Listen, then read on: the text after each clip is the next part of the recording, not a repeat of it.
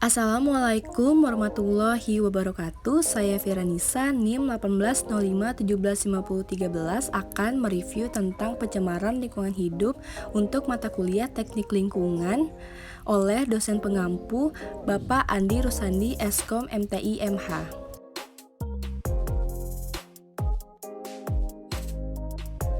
Pencemaran lingkungan adalah perubahan besar pada kondisi lingkungan akibat adanya perkembangan ekonomi dan teknologi. Perubahan kondisi tersebut melebihi batas ambang dari toleransi ekosistem sehingga meningkatkan jumlah polutan di lingkungan. Faktor-faktor yang menyebabkan terjadinya pencemaran lingkungan ini antara lain peningkatan jumlah penduduk dan kegiatan eksploitasi alam yang tidak terkendali, serta adanya industrialisasi yang tidak dikelola dengan baik. Selain itu, pencemaran lingkungan pada kenyataannya juga dapat disebabkan oleh proses alam itu sendiri. Jadi yang akan saya review, yang pertama adalah pengertian pencemaran lingkungan, yang kedua itu macam dan pembagian pencemaran lingkungan, yang ketiga contoh kasus pencemaran lingkungan, yang keempat dampak pencemaran lingkungan, dan yang terakhir yaitu cara menanggulangi pencemaran lingkungan.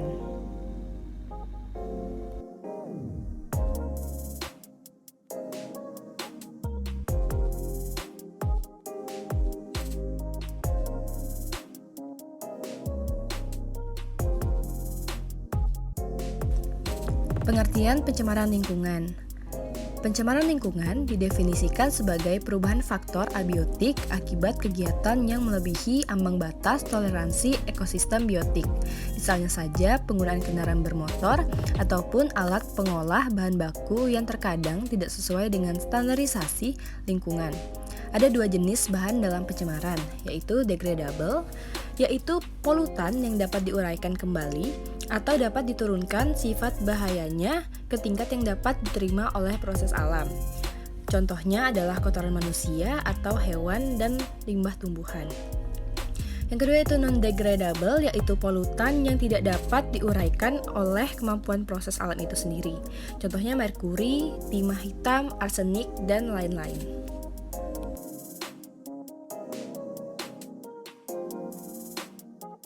Macam dan pembagian pencemaran lingkungan. Yang pertama yaitu pencemaran udara. Pencemaran udara dapat berupa gas dan partikel. Contohnya sebagai berikut. Gas HJS, gas ini bersifat racun, terdapat di kawasan gunung berapi, bisa juga dihasilkan dari pembakaran minyak bumi dan batu bara. Gas COZ dan COZ, karbon monoksida CO, tidak berwarna dan tidak berbau, bersifat racun, merupakan khas pembakaran yang tidak sempurna dari bahan buangan mobil dan mesin letup. Gas COZ dalam udara murni berjumlah 0,03%.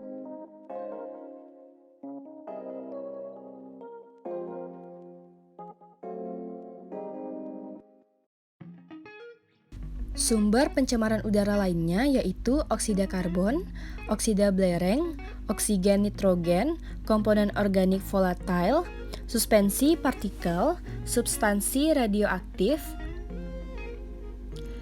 dan yang terakhir yaitu suara. Oke, yang kedua yaitu pencemaran air. Polusi air dapat disebabkan oleh beberapa jenis pencemar sebagai berikut. Pembuangan limbah industri, sisa insektisida, dan pembuangan sampah domestik, misalnya sisa deterjen mencemari air. Buangan industri seperti PB, HG, ZN, dan CO dapat terakumulasi dan bersifat racun. Bila terjadi pencemaran di air, maka terjadi akumulasi zat pencemar pada tubuh organisme air. Akumulasi pencemar ini semakin meningkat pada organisme pemangsa yang lebih besar. Sumber lainnya yaitu bahan anorganik, timbal atau PB, arsenik atau AS, kadmium atau CD, merkuri atau Hg, kromium atau Cr, nikel atau Ni, kalsium atau Ca, magnesium atau Mg, dan korbait yaitu CO, bahan kimia, pewarna tekstil, pestisida, dan lain-lain. Yang ketiga yaitu pencemaran tanah. Pencemaran tanah disebabkan oleh beberapa jenis pencemaran berikut ini. Sampah-sampah plastik yang sukar hancur, botol, karet sintesis, pecahan kaca, dan kaleng. Deterjen yang bersifat non-biodegradable atau secara alami sulit diuraikan, zat kimia dari buangan pertanian misalnya insektisida, sumber lainnya yaitu bahan logam, mangan atau Mn, besi atau Fe, aluminium atau Ai, timbel atau Pb, merkuri atau Hg, seng atau Zn, dan arsenik, As, dan lain-lain.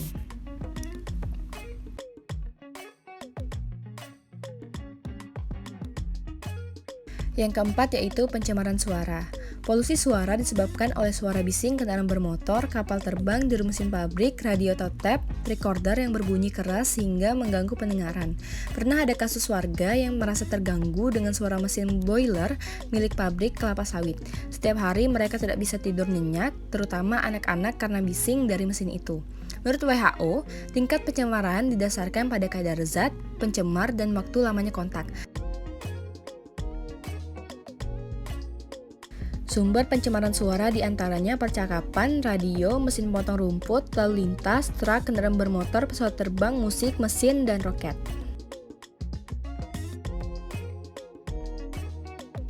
Yang ketiga yaitu contoh kasus pencemaran lingkungan. Kasus pencemaran merkuri yang paling besar terjadi Teluk Minamata, Jepang. Sebuah perusahaan yang memproduksi asam asetat membuang limbah cairannya ke Teluk Minamata.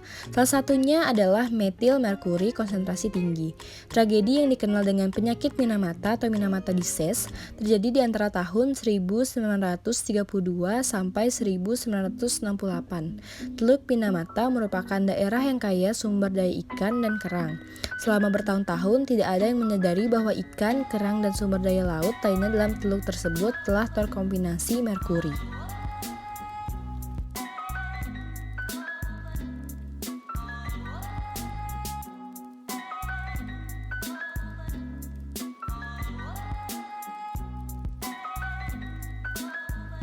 Yang keempat yaitu dampak pencemaran lingkungan. Dampak pencemaran lingkungan yang lebih terasa saat ini adalah pemanasan global atau global warming, di mana suhu bumi meningkat yang menyebabkan beberapa es di kutub utara mencair dan terjadinya kenaikan permukaan air laut. Pencemaran air disebabkan salah satunya karena ulah manusia dengan kebiasaan buruknya membuang sampah sembarangan ke aliran sungai. Selain itu, perilaku curang dari beberapa industri yang mengalirkan limbah hasil produksinya ke sungai juga menyebabkan utama tercemarnya air. Penggunaan pestisida oleh petani juga meningkatkan kadar racun dalam air yang terbawa aliran hingga laut.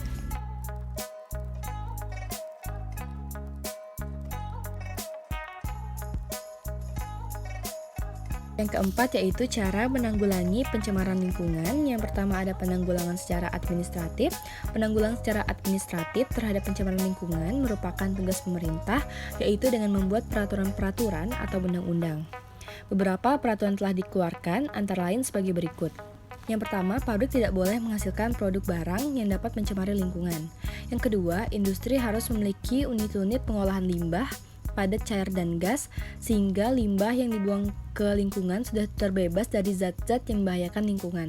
Yang ketiga yaitu pembuangan sampah dari pabrik harus dilakukan ke tempat-tempat tertentu yang jauh dari pemukiman. Yang keempat, sebelum dilakukan pembangunan pabrik atau proyek, industri harus dilakukan analisis mengenai dampak lingkungan.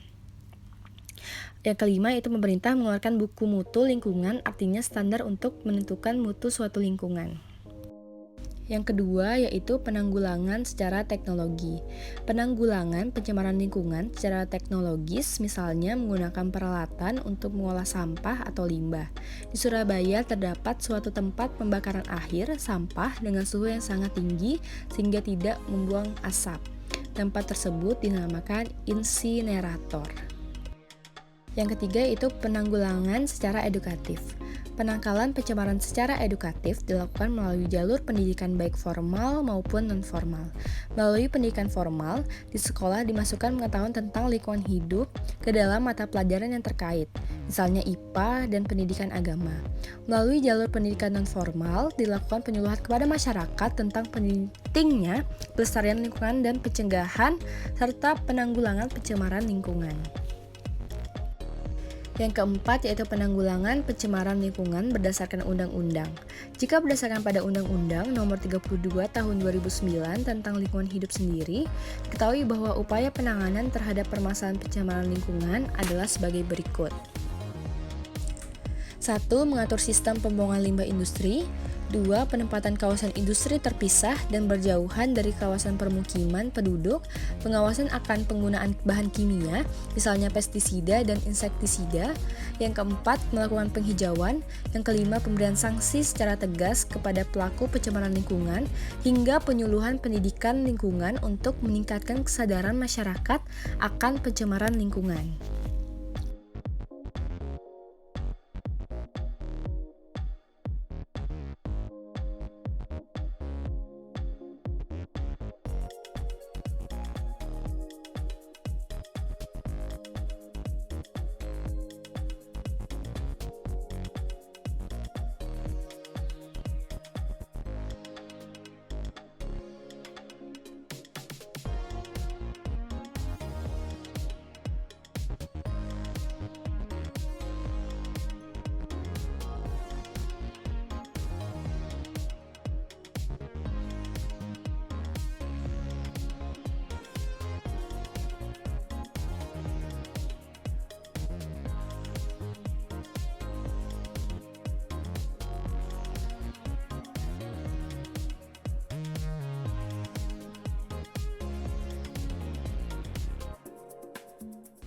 Terima kasih, itu saja yang bisa saya sampaikan tentang review hari ini.